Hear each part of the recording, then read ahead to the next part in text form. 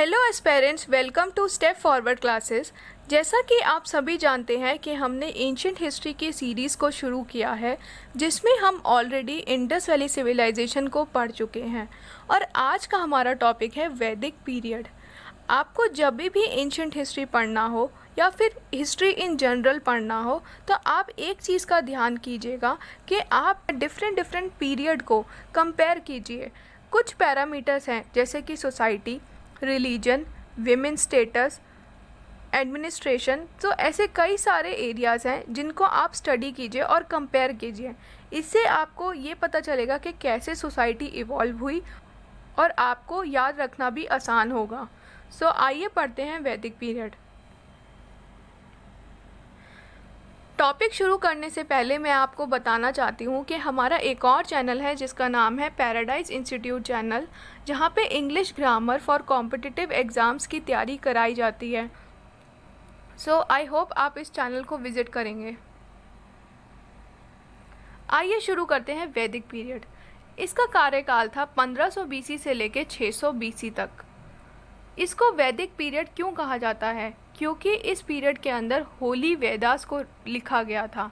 होली वेदास हम आगे पढ़ेंगे कि ये क्या है, लेकिन इस पीरियड में वेदा को लिखा गया था और वेदा को लिखा गया था किस लैंग्वेज में? संस्कृत लैंग्वेज में, प्लस उसको हम समझ भी पाए थे। तो इसको एक्चुअली हिस्ट्री पीरियड कहा जाता है। जैसे हमने फर्स्ट स्लाइड में पढ़ा था, सबसे पहले फर्स्ट क्लास में हमने पढ़ा था कि वो पीरियड जिसमें कोई रिटन एविडेंस भी हो प्लस हम उसको समझ भी पाएँ, तो उस पीरियड को हिस्ट्री पीरियड कहा जाता है। तो वैदिक एज से हिस्ट्री पीरियड शुरू होता है।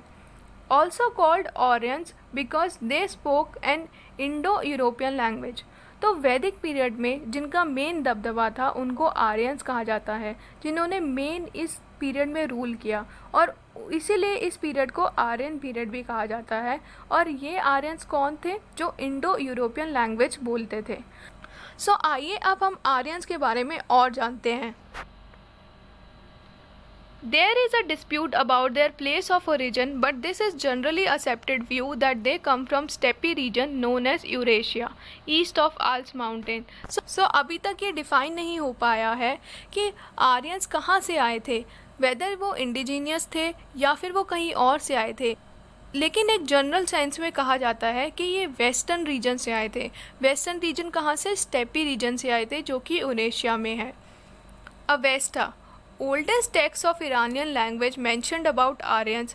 It also shows that they come from western side. तो अवेस्टा एक ईरानियन लैंग्वेज टेक्स्ट है जिसने आर्यंस के बारे में मेंशन किया था और ये मेंशन किया हुआ है कि ये लोग वेस्टर्न साइड से आए थे।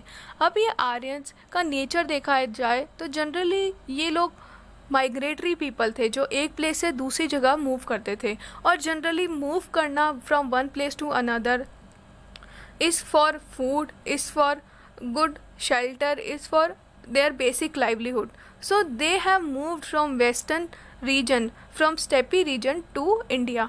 तो ये इन्हें आर्यंस कहा जाता है और इन आर्यंस ने ही वैदिक पीरियड में रूल किया था, इसीलिए इसको आर्यन पीरियड भी कहा जाता है। जैसा कि हमने बात किया कि वैदिक पीरियड का कार्यकाल 1500 BC से लेकर 600 BC तक है। अब इस बड़े कार्यकाल को हम दो पार्ट्स में पढ़ेंगे। पहला पार्ट है अर्ली वैदिक पीरियड, जिसको हम ऋग वैदिक पीरियड भी कहते हैं।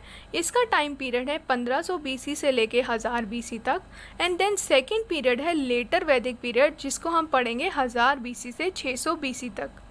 आज की क्लास में हम ऋग वैदिक पीरियड के बारे में पढ़ेंगे। आइए शुरू करते हैं ऋग वैदिक period. Rig Veda is the oldest Vedic Sanskrit text of India and it was related with early Vedic period. So that's why this period is called Rig वैदिक period. ऋग वेदा पीरियड, इसका मतलब कि 1500 BC से लेके 1000 BC तक। इस पीरियड के अंदर एक टेक्स्ट लिखा गया था जिसका नाम है ऋग वेदा और ये किस लैंग्वेज में लिखा गया था? ये संस्कृत लैंग्वेज में लिखा गया था और इसी वजह से इस पीरियड को ऋग वैदिक पीरियड भी कहा जाता है। अब वेदा मीन्स नॉलेज। अब जो पर्सन वेदास को पढ़ता था उसको क्या मिलता था? उसको नॉलेज मिलती थी। Rigveda is written in 10 parts and these are called Mandal. तो ऋग्वेदा को 10 पार्ट्स में लिखा गया था, जिसमें पार्ट 1 एंड पार्ट 10 सबसे लेटेस्ट था और हर एक पार्ट को मंडल कहा जाता था। Basically it is a religious text like Gayatri मंत्र वॉज मैंशनड इन इट। तो ये ऋग्वेदा के अंदर हमें नॉलेज मिलती थी। नॉलेज किसकी मिलती थी? हमें रिलीजियस इन्फॉर्मेशन मिलती थी, रिलीजियस नॉलेज मिलती थी। इसके अंदर हमारा गायत्री मंत्र मेंशन था, प्लस इट हैज़ 1028 हाइम्स। तो इसके अंदर इतने सारे भजन होते थे। 10th Mandala tells about varna system and the hymn is called Purushasukta. तो 10th मंडला जो था, या 10th मंडल जिसे कहेंगे, वो किसके बारे में मेंशन करता है? वो वर्णा सिस्टम के बारे में मेंशन करता है। अभी हम वर्णा सिस्टम आगे पढ़ेंगे कि ये क्या है। ऋग्वेदा पीरियड में एक बहुत ही इंपॉर्टेंट वॉर हुई थी जिसका नाम है बैटल ऑफ 10 किंग्स। और ये बैटल ऑफ 10 किंग्स किस किस के बीच में फॉट हुई थी? ये फॉट हुई थी between Bharat and 10 other ruler. Aryans जब हमारे इंडिया में आए थे तो आर्यंस एक यूनिफाइड ग्रुप नहीं था, वो बहुत डिफरेंट क्लैन्स में बटे हुए थे। तो एक क्लैन का नाम भारत था।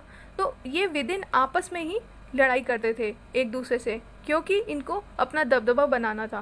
तो एक फ़ाइट हुई जो बहुत इंपॉर्टेंट फ़ाइट है, जिसका नाम कहते हैं बैटल ऑफ 10 किंग्स, जिसमें अल्टीमेटली भारत जीत गया और इसी के नाम से इंडिया को भारत भी कहा जाता है।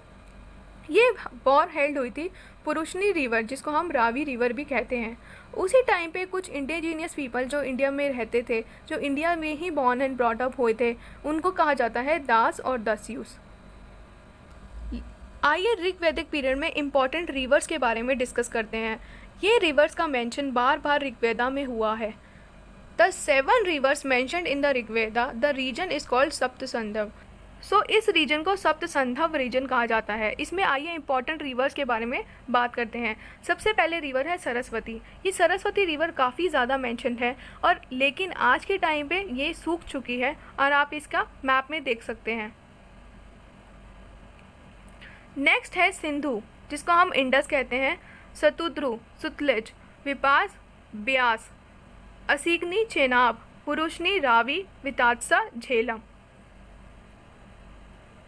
आइए एडमिनिस्ट्रेटिव सेटअप के बारे में बात करते हैं और ये देखते हैं कि ऋग्वैदिक पीरियड में, जो कि है 1500 बीसी से 1000 बीसी के बीच में, वहाँ का एडमिनिस्ट्रेटिव सेटअप कैसा था। सबसे पहले हेड ऑफ द फैमिली को कौन था? वो था मेल। तो आर्यंस जनरली पैट्रियार्कल सोसाइटी से बिलोंग करते थे, जहाँ पे मेल का एक डोमिनेंट रोल होता था फैमिली के अंदर। So head of the family भी हमेशा मेल ही होते थे। जब ग्रुप ऑफ फैमिली मिल जाती थी, कई सारी ग्रुप्स ऑफ फैमिली मिलती थी, उनको कुल कहा जाता था। जब कई सारे कुल मिलते थे तो वो एक विलेज बनता था, जिसको हम ग्राम भी कहते थे, और वो ग्राम अल्टीमेटली कौन हेड करता था? उसको कहते थे ग्रामिनी। जब ग्रुप ऑफ विलेजेस मिलते थे तो उसको विस कहा जाता था, और ग्रुप ऑफ विलेज को जब विस कहते थे तो उनका जो हेड था उसको विषयापति कहा जाता था। Jana tribe was the highest in political organisation. Few example of jana are Bharata, जैसे हमने पीछे बात भी करी थी, जो बैटल ऑफ 10 किंग्स हुई थी, एक भारत प्लस 10 अदर किंग्स के बीच में हुई थी। तो कुछ ट्राइब्स थे वो आपस में ही लड़ लिए थे। हाँ, ऑल्दो ये आर्यंस थे, ये सब लोग आर्यंस ही थे, बट विद इन आर्यंस भी फाइट होती थी। तो ट्राइब्स के एग्जाम्पल है जैसे भारत, यादूस, मत्सायास एंड पुरुष। द हेड ऑफ द जन वर राजन और द किंग। तो अल्टीमेटली जो जन का हेड होता था उसको राजन और किंग कहा जाता था। It was a tribal democratic setup, no real state territory और formal structure। अब हम देखेंगे कि अल्टीमेटली जो आर्यंस थे वो डिफरेंट ट्राइब्स में इन्होंने रूल किया था। अब ये एक ट्राइबल सेटअप ही रहा और डेमोक्रेटिक ट्राइबल सेटअप रहा। अब ये डेमोक्रेटिक क्यों था? क्योंकि इसमें अल्टीमेटली जो राजन था वो सिलेक्ट किया जाता था, वो इलेक्ट किया जाता था। इलेक्ट कौन करता था? इलेक्ट करता था समिति। अब ये हम आगे पढ़ेंगे। नो रियल स्टेट टेरिटरी और फॉर्मल स्ट्रक्चर, कोई स्टेट टेरिटरी और कोई फॉर्मल स्ट्रक्चर नहीं था कि ये मेरी बाउंड्री है, ये तेरी बाउंड्री है, या ऐसे करके नहीं था। Head was called Rajan but not like a king of letter period. So head को कहा जाता था राजन, बट ये एक डेमोक्रेटिक इलेक्टेड हेड था। और आप देखेंगे कि जैसे जैसे हम किंग की पावर बढ़ेगी तो आगे किंग ऑटोक्रेटिक होता चला जाएगा। बट अभी के टाइम पे, इन द ऋग्वैदिक टाइम, हमारा जो किंग था उसको राजन कहते थे और वो सिलेक्ट होता था थ्रू डेमोक्रेटिक इलेक्टेड प्रोसेस। और राजन को जनस्य गोपा भी कहा जाता था, क्योंकि ये जन का हेड होता था, इसलिए इसको जनस्य गोपा भी कहते थे। No sense of divinity in the king. So king के अंदर ऐसा नहीं देखा जाता था कि किंग के अंदर भगवान है या किंग के अंदर एक ऐसी सुपर नेचुरल पावर है, ऐसा नहीं देखा जाता था। किंग भी एक ऐसे ही ऑर्डिनरी पर्सन था जो और लोगों की तरह था। हालांकि वो ट्राइब का हेड था, इसीलिए उसको राजन और किंग बनाया गया था, बट ये भी और लोगों की तरह जो सभा समिति और जो अदर ट्राइबल पीपल थे उन्हीं के साथ ही बैठता था और उसी कॉमन एक सोसाइटी थी। Main duty of rajan is to protect the tribe and cattle wealth. तो राजन का सबसे इम्पॉर्टेंट काम था कि ट्राइब को बचाना प्लस कैटल वेल्थ को बचाना। सो आइए ऋग्वैदिक पीरियड में इम्पॉर्टेंट फंक्शनरीज़ के बारे में पढ़ते हैं कि कौन ऐसे इम्पॉर्टेंट फंक्शनरीज़ थे जिन्होंने राजन की हेल्प करी ताकि वो अपना काम, अपना एडमिनिस्ट्रेटिव स्ट्रक्चर को मेंटेन कर सकें। सबसे पहले इम्पॉर्टेंट फंक्शनरी है पुरोहित। पुरोहित क्या काम था? उनका काम था to do ritual and advice rajan. अब इनका एग्जाम्पल है वशिष्ठ और विश्वामित्र। एंड अल्टीमेटली जो विश्वामित्र थे उन्होंने ही गायत्री मंत्र को लिखा था, और गायत्री मंत्र कहाँ मेंशन है? गायत्री मंत्र हमारे ऋग्वेदा में मेंशन है। सेनानी असिस्ट राजन ड्यूरिंग वॉर। अब बहुत सारे ट्राइब्स और बहुत सारे क्लैंस थे, तो ये आपस में ही लड़ते रहते थे, तो सेनानी का काम था कि वो राजन को हेल्प करे वॉर के टाइम पे। भागदुग्गा टैक्स कलेक्टर, तो इसको टैक्स कलेक्टर कहा जाता था। संग्रहित्री, इसको ट्रेजरर कहा जाता था। ट्रेजरर कौन होता है? जो अल्टीमेटली टैक्स कलेक्ट होता है, वो एक जगह डिपॉजिट होता है और उस डिपॉजिट को मेंटेन करना, उसको संभाल के रखना किसका काम था? संग्रहित्री का काम था। नेक्स्ट है बाली। बाली वॉज वॉलेंट्री टैक्स। अब ऋग्वेदिक के टाइम पे टैक्स को कंपलसरी नहीं करा गया था, बल्कि एक वॉलेंट्री टैक्स स्ट्रक्चर को मेंटेन किया जाता था। आइए डिस्कस करते हैं ट्राइबल असेंबलीज़ के बारे में। सबसे पहली ट्राइबल असेंबली है सभा। इट वॉज अ किन बेस्ड असेंबली ऑफ एल्डर्स। तो एल्डर्स जो होते थे, जो बड़े लोग होते थे, जो हेड ऑफ द फैमिली होते थे, उनकी एक असेंबली बनती थी जिसको सभा कहा जाता था। Samiti political assembly and played important role in electing rajan. तो राजन को इलेक्ट करने का सबसे इम्पॉर्टेंट काम किसके पास था? समिति के पास। और आप ये इम्पॉर्टेंट ध्यान रखिए कि समिति में विमेन भी पार्ट लेती थी। नेक्स्ट है Vidatha. Most important assembly and meant for military and religious purpose. तो मिलिट्री और रिलीजियस पर्पस के लिए इस असेंबली को बनाया जाता था। नेक्स्ट है Gana. Some kind of oligarchy assembly but less important.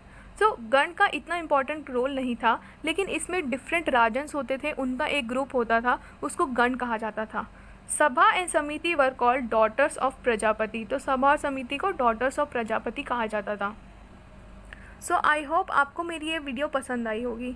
Next slides में हम वैदिक पीरियड के बारे में ही पढ़ेंगे, जिसमें हम देखेंगे कि वैदिक पीरियड में सोशल लाइफ कैसी थी, रिलीजियस लाइफ कैसी थी, उनकी इकोनॉमी कैसे चलती थी, विमेन का स्टेटस कैसा था। तो नेक्स्ट स्लाइड्स में हम बहुत ही इंपॉर्टेंट चीज़ें पढ़ने वाले हैं।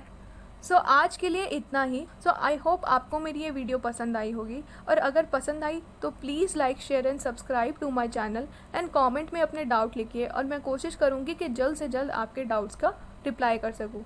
So thank you so much.